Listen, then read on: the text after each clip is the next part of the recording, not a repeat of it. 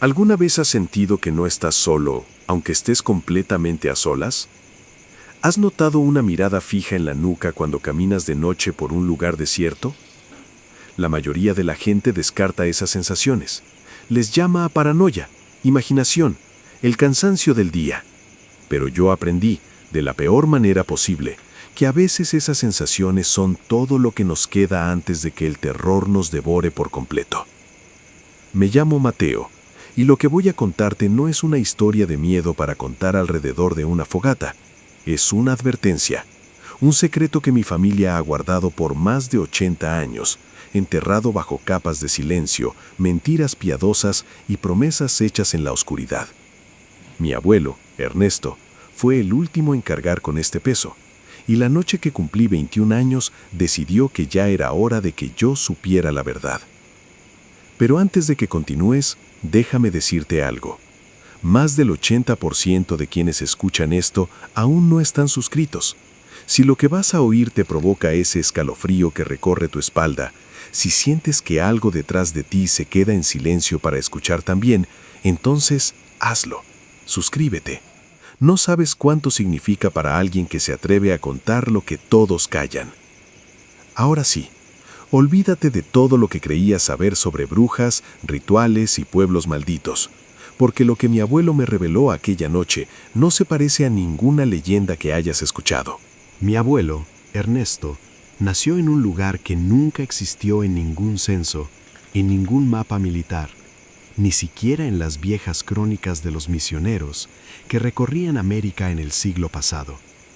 Los pocos que conocían su existencia lo llamaban Valle de la Calavera, pero no porque hubiera huesos esparcidos por el suelo, sino porque el contorno de las montañas que lo rodeaban, visto desde lo alto, tenía la forma exacta de un cráneo humano mirando al cielo.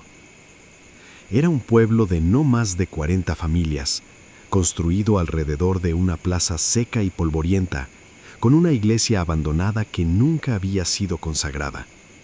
Nadie recordaba quién la había construido, ni por qué la habían dejado a medio terminar. Lo único que sabían era que el suelo de esa iglesia estaba manchado de algo que el tiempo no había podido borrar, y el campanario, vacío de campanas, emitía un zumbido grave en las noches sin luna. Mi abuelo creció escuchando nombres que nadie se atrevía a repetir en voz alta. Las 7 voces. Eso era lo que las llamaban. No eran mujeres, no eran humanas, al menos no del todo. Se decía que habían sido 7 hermanas que en algún momento olvidado de la historia habían hecho un pacto con algo que habitaba en las profundidades del valle, algo que ni siquiera ellas se atrevían a nombrar. A cambio de poder inmortal, habían entregado algo que no les pertenecía: las almas de los niños que nacían en el pueblo. Mi abuelo me contó que desde que tenía memoria, cada vez que una mujer daba a luz, las 7 voces lo sabían. No necesitaban estar cerca, no necesitaban espiar, simplemente lo sabían, como si el nacimiento mismo fuera una señal que atravesaba las paredes, la tierra y la carne. Y entonces, en los 7 días siguientes al nacimiento, una de ellas aparecía. No venían todas juntas, solo una, pero esa una era suficiente para helar la sangre de cualquier padre. Nunca entraban por la puerta, tampoco por las ventanas. Simplemente estaban allí, en un rincón de la habitación, observando al recién nacido con ojos que no tenían iris, ni pupilas, ni fondo. Solo un vacío negro y húmedo del que, según decían los pocos ancianos que se atrevían a hablar, podían escucharse susurros en reversa, palabras que viajaban hacia atrás en el tiempo.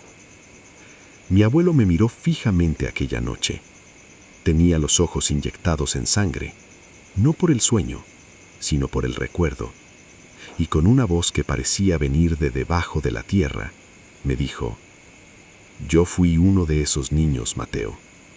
Ellas vinieron por mí al 7º día, pero mi madre hizo algo que ninguna otra había hecho antes. me escondió donde ellas no podían encontrarme. Mi bisabuela, Clara, era una mujer menuda, de manos callosas y mirada inquieta. Mi abuelo decía que nunca la vio sonreír de verdad, solo esbozar gestos que imitaban la alegría, pero que no llegaban a los ojos. Cuando quedó embarazada de él, supo que el destino de su hijo estaba sellado, a menos que hiciera algo, y no cualquier cosa, algo que ninguna madre en la historia del valle se había atrevido a intentar. En la parte trasera de su casa, debajo de la cocina, había un sótano que no aparecía en los planos. Nadie sabía quién lo había cavado, ni para qué. Pero Clara descubrió que el sótano tenía una propiedad extraña. Dentro de él, el tiempo no pasaba igual. Los relojes se detenían, las velas ardían sin consumirse. Y lo más importante, las 7 voces no podían sentir lo que estaba dentro. Era como si ese agujero en la tierra fuera un punto ciego en la percepción de esas criaturas, un error en su mapa invisible del valle. Y Clara decidió aprovecharlo. Pasó los últimos 4 meses de su embarazo encerrada en ese sótano. No salía ni para comer, ni para hacer sus necesidades. Su esposo, mi bisabuelo Aníbal, le bajaba comida y agua por una trampilla cubierta con un costal. Pero Clara no podía hacer ruido, no podía toser, no podía estornudar, no podía llorar, porque las 7 voces no necesitaban verla para encontrarla. Bastaba con oírla. Mi abuelo me describió cómo su madre le contó, años después, la experiencia de estar encerrada en ese lugar. Dijo que el sótano olía a tierra húmeda y a algo más, algo que nunca pudo identificar, como si las paredes mismas exhalaran un aliento antiguo y animal. A veces, en el silencio absoluto, escuchaba golpecitos en las paredes, no desde afuera, sino desde dentro, como si algo estuviera enterrado vivo junto a ella, compartiendo el mismo espacio pero en otra dimensión. Una noche, cuando su vientre ya no le cabía entre las paredes estrechas, sintió que algo subía por sus piernas. No eran manos, no eran dedos. Era como si una corriente de aire frío y denso se enrollara en los tobillos y comenzara a trepar lentamente hacia su vientre. Clara contuvo la respiración. No se movió, no gritó. Y entonces, en los 7 días siguientes al nacimiento, una de ellas aparecía. Y luego susurró.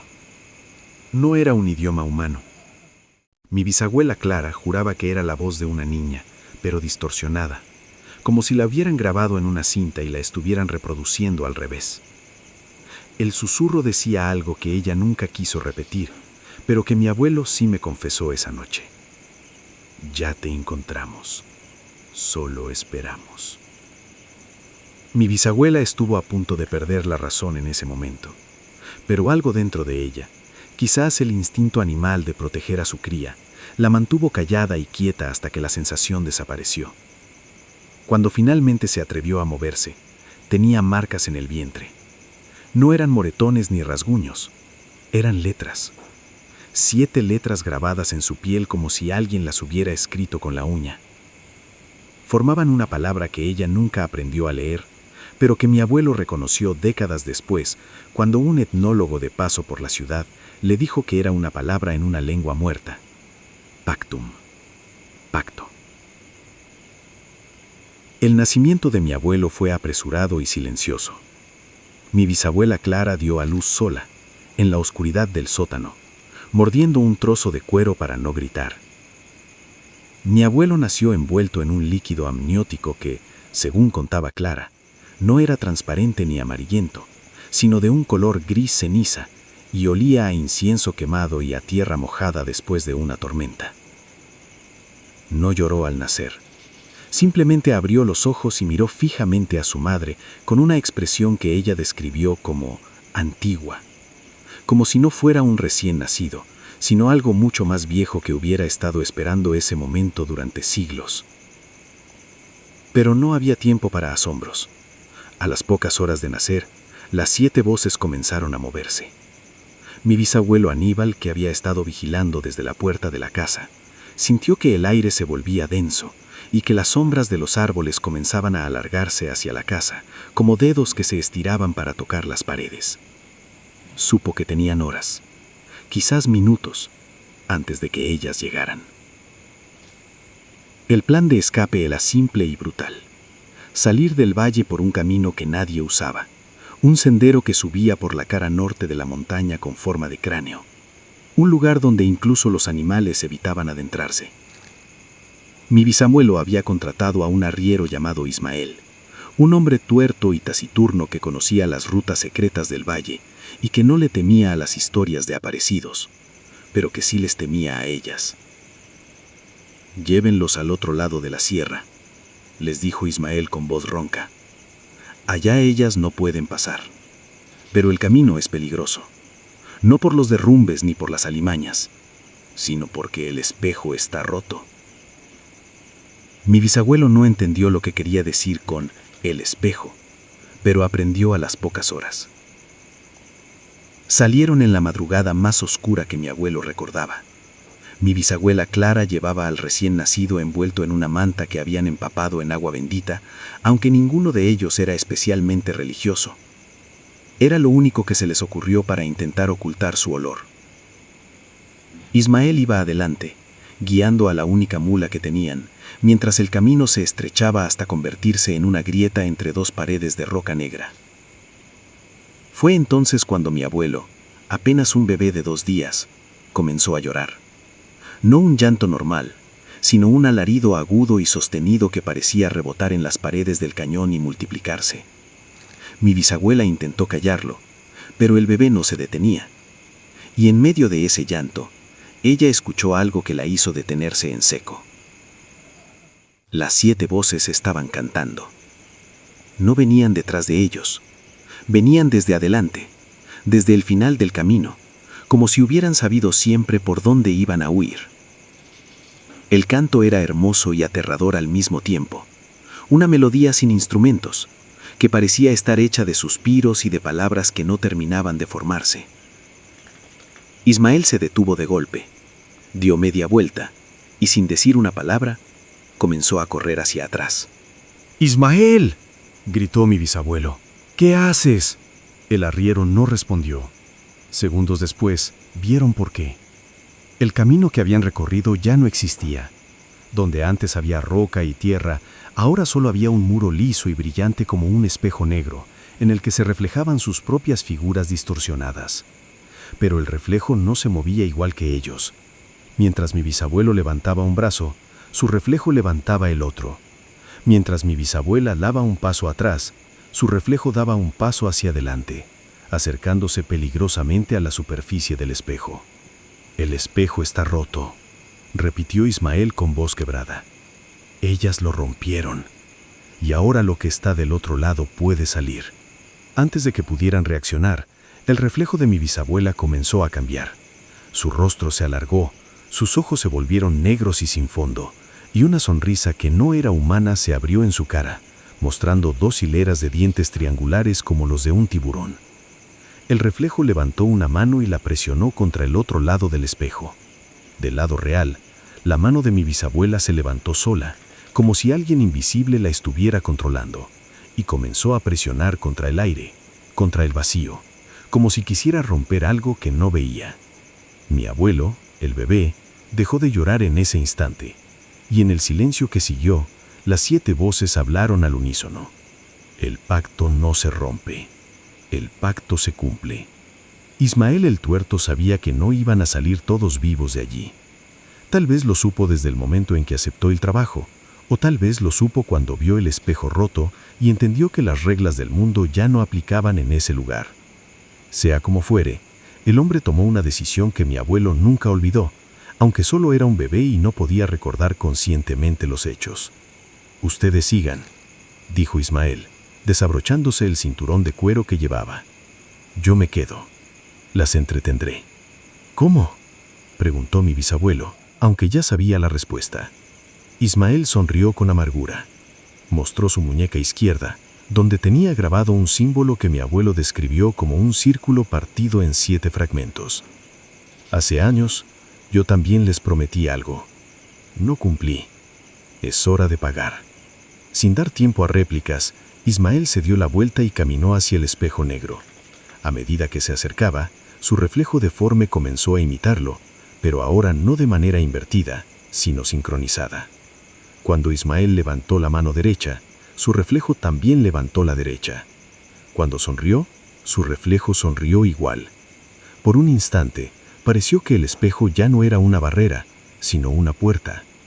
¡Corran!, gritó Ismael. ¡No miren atrás! Mi bisabuelo tomó a Clara del brazo y la obligó a correr. El bebé, mi abuelo, volvió a llorar, pero ahora su llanto era diferente. Era un llanto de furia, como si supiera lo que estaba pasando y lo odiara. Detrás de ellos, escucharon un ruido que ninguno de los dos pudo olvidar jamás. Fue un sonido húmedo, como de algo que se desgarraba lentamente, acompañado de un susurro colectivo que decía una y otra vez: 1. Quedan 6.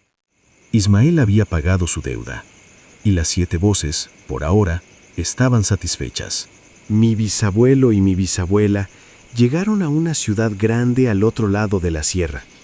No voy a decir su nombre porque todavía existe, y porque no quiero que nadie vaya a buscarla con la esperanza de encontrar respuestas.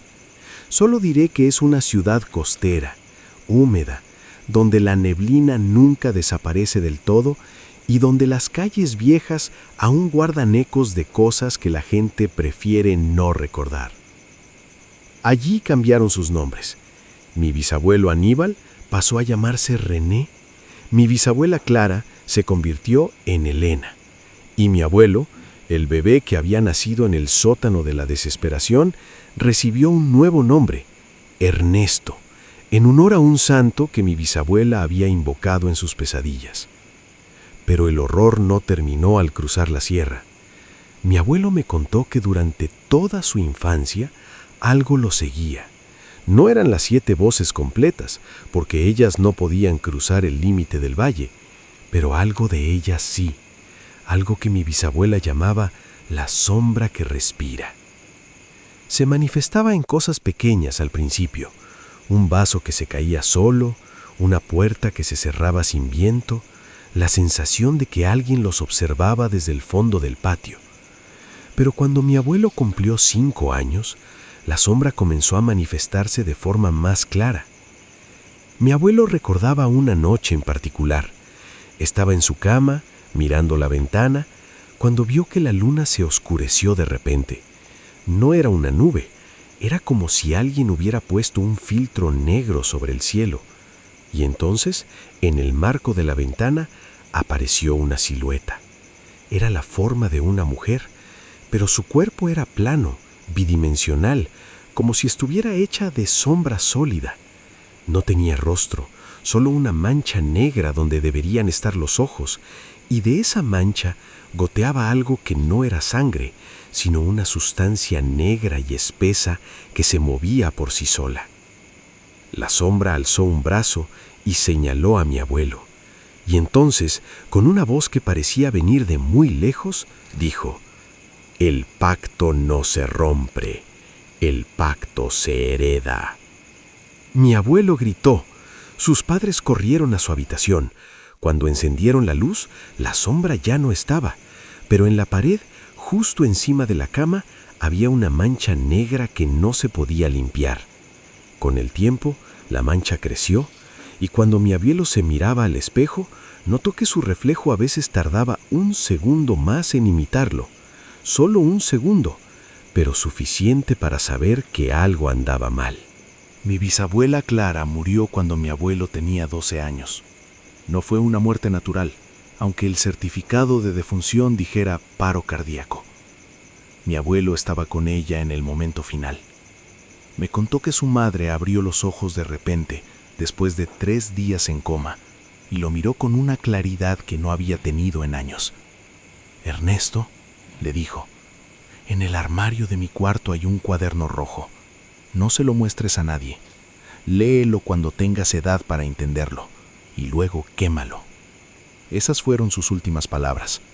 Mi abuelo encontró el cuaderno rojo al día siguiente. No era un diario común.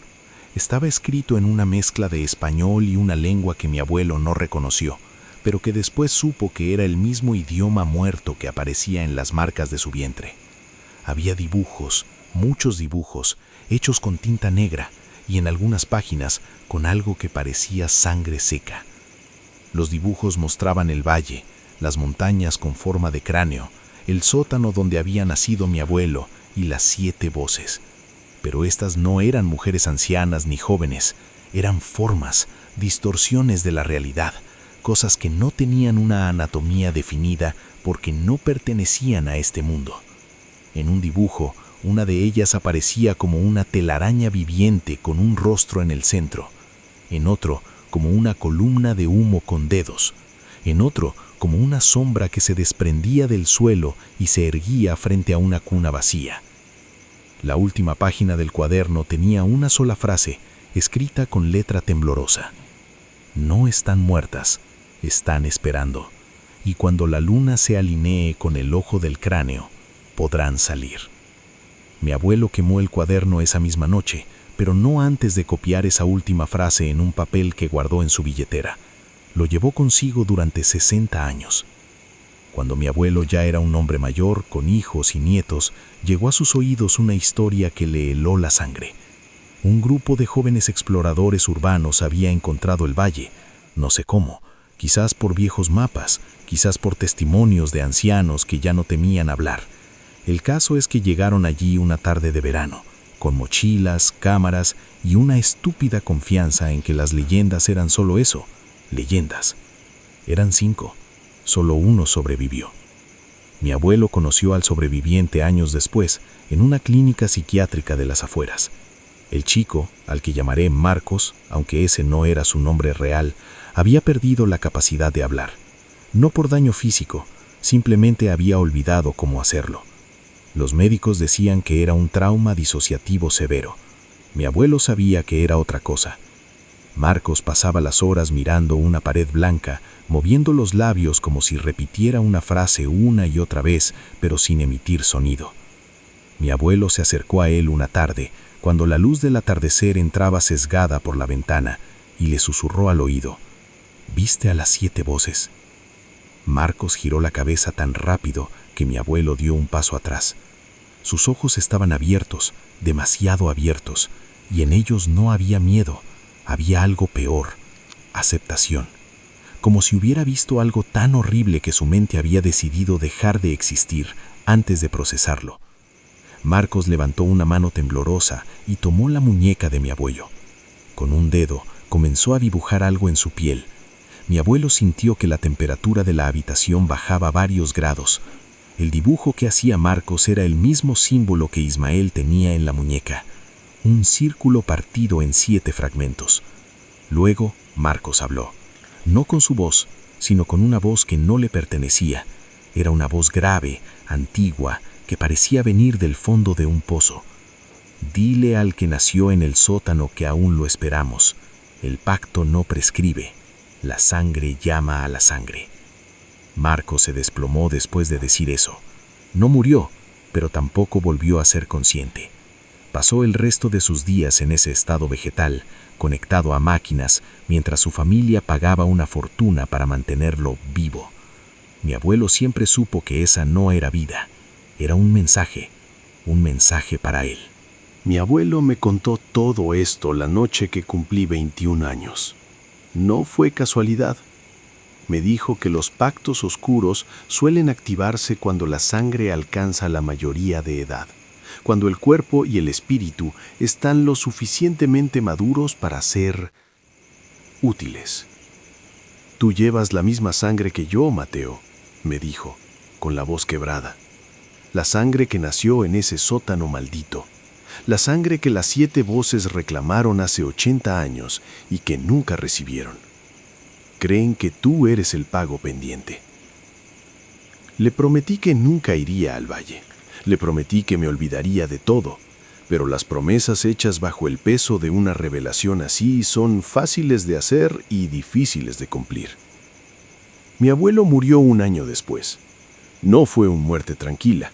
En sus últimas semanas despertaba a medianoche gritando que las sombras se movían, que las paredes respiraban, que las 7 voces cantaban desde el otro lado del espejo roto.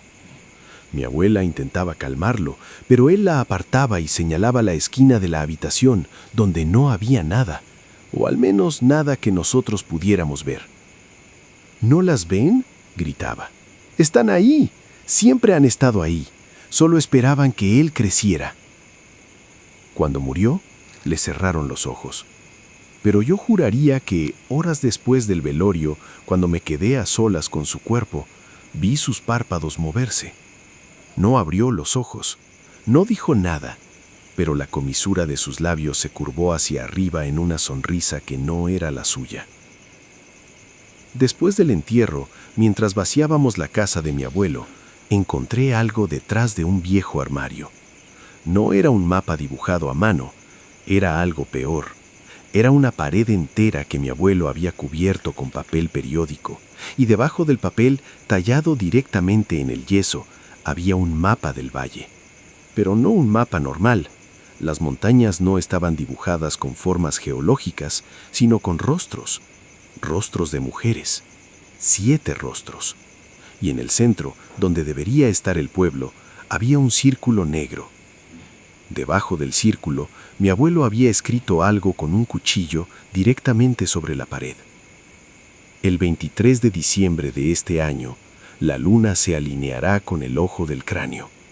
Ese día, el espejo se abrirá. Si alguien de nuestra sangre está del otro lado, el pacto se cumplirá y ellas podrán salir.